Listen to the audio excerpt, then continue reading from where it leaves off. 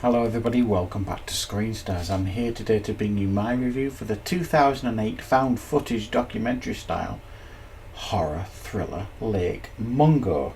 Now this is a film that was written and directed by Joel Anderson, and I believe it's his only film credit as a director, certainly.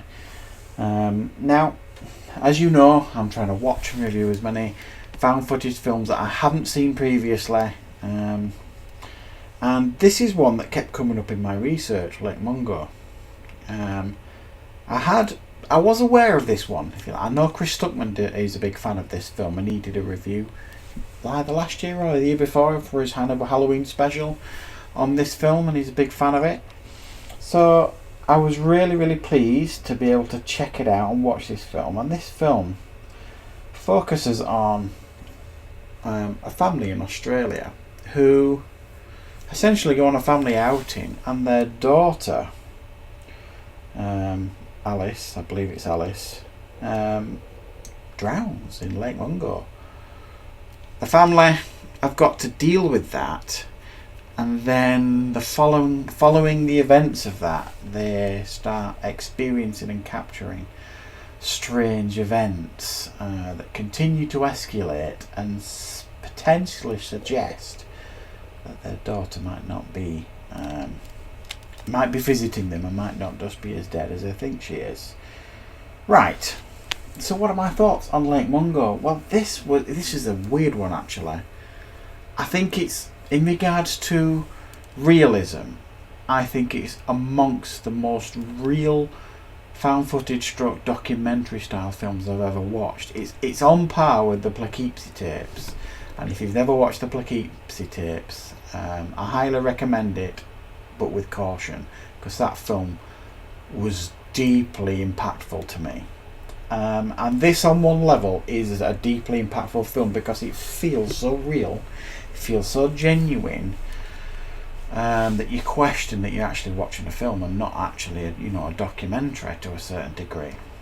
So on that level, its level of realism is almost second to none, I would suggest, and it does feel very real and genuine.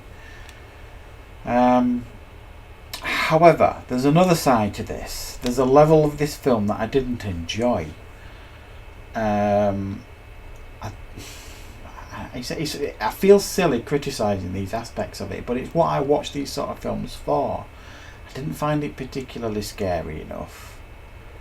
This, for the most part, there are a couple of moments in it that are quite scary, but then they reveal stuff in the film that take those moments away.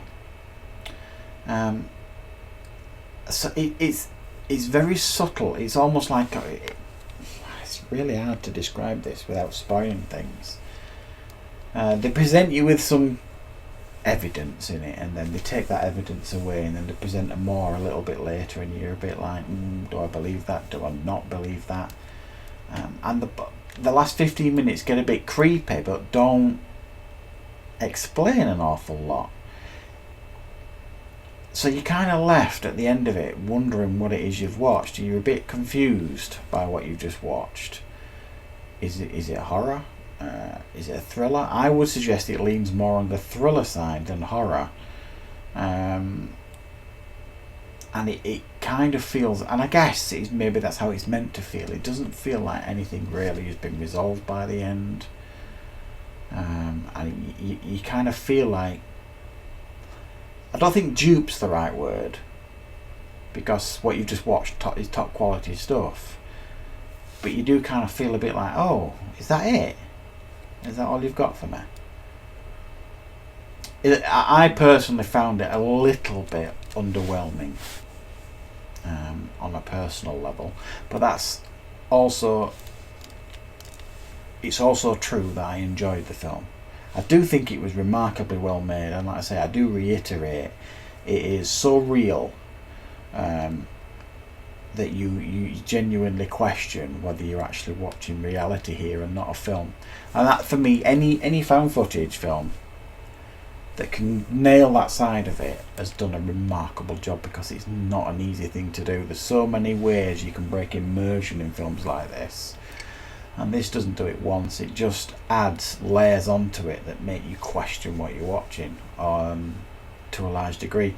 And I think why I mean, I've thrown some negatives at it and kind of saying it's not shocking enough, or it's maybe not scary enough, but that's part of the realism of the film. You kind of left thinking, okay, there's something going on there, there's something happened there, but you can't just quite put your finger on what. So it's not openly unbelievable. Everything that's kind of presented in this film is unexplained, if you like, but it's not blatantly in your face that something supernatural is going on, or something otherworldly or other dimensional, or whatever you want to call it. It doesn't say to you, this is what's happened. Scary, innit? As some found footage films do. Some found footage films will remain gritty and realistic up until like the last 10, 15, 20 minutes, and then they just throw as many stuff that they can at you just to get those scares and get you by the end like, oh god, that was intense, wasn't it? But by that point, even though you might have had a fun ride, the believability factor has completely gone out the window. Whereas the strength of this one is it doesn't ever use any cheap tricks to hold your attention. It feels real and gritty, and by the end you're still questioning, oh, did that actually happen? Is that real? So there are real positives, and there are, for me personally, there are some negatives, and the only negative for me really is because he didn't give me exactly what I wanted from a found footage film.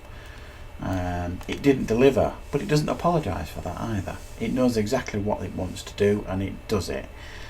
So I think there are some out there that would watch this and would be blown away by it. I'm a little bit in the middle, but I do really acknowledge that it's a really well made film that delivers on what it's trying to do. So I'm going to give it a 7.5 out of 10. It's just not my cup of tea in regards to found footage, but it is certainly probably many people's cup of tea out there that want to check it out. So I hope you enjoyed this review. Thanks for watching, everybody. I will be back with more content on the channel very, very soon.